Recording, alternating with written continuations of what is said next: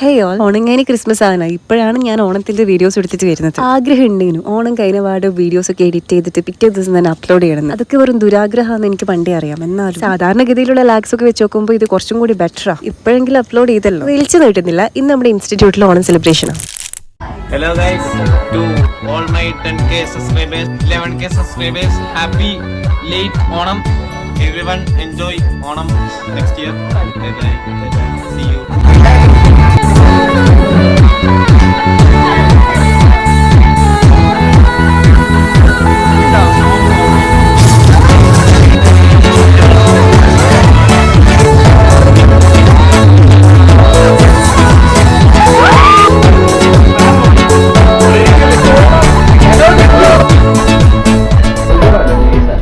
രാവിലെ ഒരു 9 മണിയാകുമ്പോഴത്തേക്ക് റെഡി ആവാനാ പറഞ്ഞത്. അപ്പോൾ ഒരു 9:45 ഞാൻ സാരി ഒക്കെ എടുത്ത് റെഡി ആയിട്ട് നിന്ന്. ഈ സാരി ഞാൻ ഒറ്റയ്ക്ക് എടുത്തതാ. അതിന്റെ ഷോ എന്തായാലും കാണിക്കണല്ലോ, അതുകൊണ്ടാണ് ഈ സാരി എടുത്ത ക്ലിപ്സ് ഞാൻ കുറെ ആഡ് ചെയ്തത്. നമ്മൾ ആലപ്പുഴയിലേക്ക് പോകുന്നത്. അവിടെ ഒരു ഹൗസ് ബോട്ടിലാണ് നമ്മൾ ഓണം സെലിബ്രേഷൻ പ്ലാൻ ചെയ്തത്. നമ്മളിപ്പോൾ ഒരു ഇനോവയിൽ നമ്മൾ ഫ്രണ്ട്സ് മാത്രമായിട്ട് പോകാനാണ് പ്ലാൻ. ഇവിടുന്ന് ഒരു 1.5 hours ഡിസ്റ്റൻസ് ഉണ്ട്. പിന്നെ ഫ്രണ്ട്സിന്റെ ഒപ്പം പോകുന്നതുകൊണ്ട് ആ ദൂരം അത്ര അറിയില്ല. സാരിയൊക്കെ ഇടാനായിരുന്നു ഇനീഷ്യൽ പ്ലാന്. പിന്നെ പറഞ്ഞു നോക്കുമ്പോൾ ഞാൻ മാത്രമേ സാരിയില്ല, ബാക്കി എല്ലാവരും ഹാഫ് സാരിയിലാണ്. ആകെയുള്ളൊരു ടെൻഷൻ, നമ്മൾ ഡാൻസ് ഒക്കെ പ്രാക്ടീസ് ചെയ്തിട്ടുണ്ടായിരുന്നു.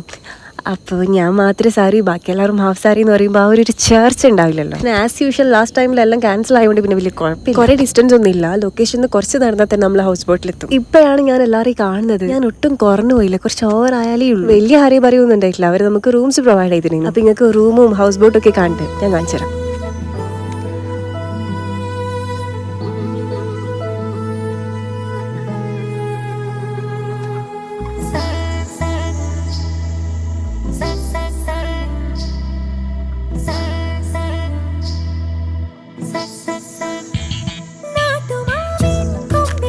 ഓക്കെ, ഇനി എൻ്റെ ഫ്രണ്ട്സിനെയും എൻ്റെ ഇൻസ്റ്റിറ്റ്യൂട്ടിലെ ക്രൂ മെമ്പേഴ്സിനെയും കാണിച്ചു തരാം. ഇതാണ് സെബാസ്റ്റ്യൻ, കുറച്ച് കിളിപ്പാറ ടൈപ്പ്, അതുകൊണ്ട് അധികം മൈൻഡ് ആക്കണ്ട. ഇത് മിഗ്ദാദ്, ഇത് ഷാമിൽ, ഇത് അഭിനവ്. ഇത്ര ആൾക്കാരെ വീഡിയോ എനിക്ക് കിട്ടിയിട്ടുള്ളൂ. അല്ലല്ല, ഇതാ നമ്മുടെ ഇൻസ്ട്രക്ടർ. എൻ്റെ റൈറ്റ് നിൽക്കുന്നത് നാവിന്റെ ഇൻസ്ട്രക്ടർ, എൻ്റെ ലെഫ്റ്റ് നിൽക്കുന്നത് നമ്മുടെ ഇൻസ്റ്റിറ്റ്യൂട്ടിന്റെ ഹെഡ്, അതായത് തല. ഒരു വെൽക്കം ഡ്രിങ്ക് ഒക്കെ കുടിച്ചിട്ടാണ് ഇരിക്കുമ്പോഴത്തേക്ക് ഇവിടെ ഫുള്ള് പരിപാടിന്റെ സെറ്റപ്പ് ഒക്കെ സ്റ്റാർട്ട് ചെയ്തിട്ടുണ്ട്. ആദ്യം തന്നെ ഐശ്വര്യമായിട്ട് കസേര കളി അങ്ങ് സ്റ്റാർട്ട് ചെയ്തു. ഞാൻ പറഞ്ഞതാ ഞാൻ ഇല്ല വിളിച്ചു കൂട്ടി കൊണ്ടുപോയി പോയ പോലെ തന്നെ ഞാൻ തോച്ചിട്ട് തിരിച്ചു വന്നു. പിന്നെ ഒരു പരിപാടിക്കാൻ നിന്നിട്ടില്ല. ഇതായാലും ഞാൻ തോറ്റ വിഷ്വൽസ് കാണിച്ചു തരുന്നില്ല, ബാക്കിയുള്ള ക്ലിപ്സ് ഞാൻ കാണിച്ചു തരാം.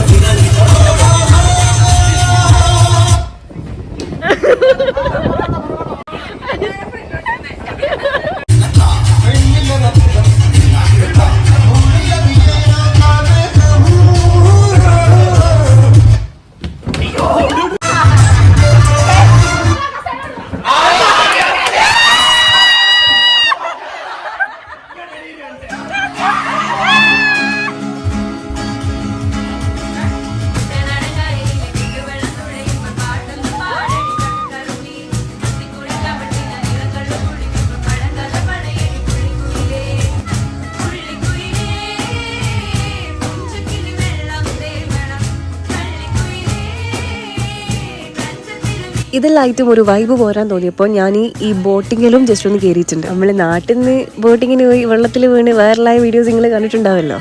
അത് വെച്ച് നോക്കുമ്പോൾ ഇതെനിക്ക് അത്ര ഏശിയിട്ടൊന്നുമില്ല, എന്നാലും ഒരു ഫണ്ണായിരുന്നു.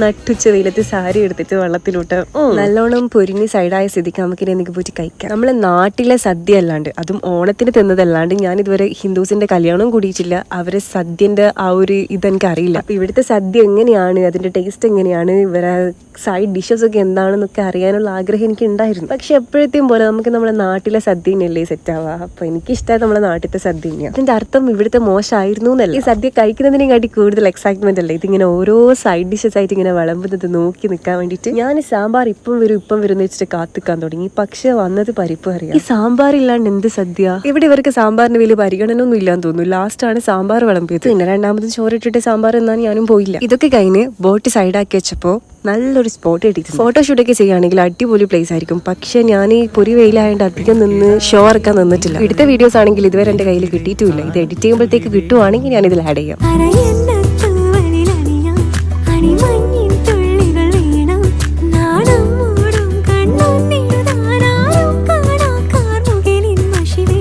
എല്ലോളം നുള്ളിയെടുത്തോട്ടേ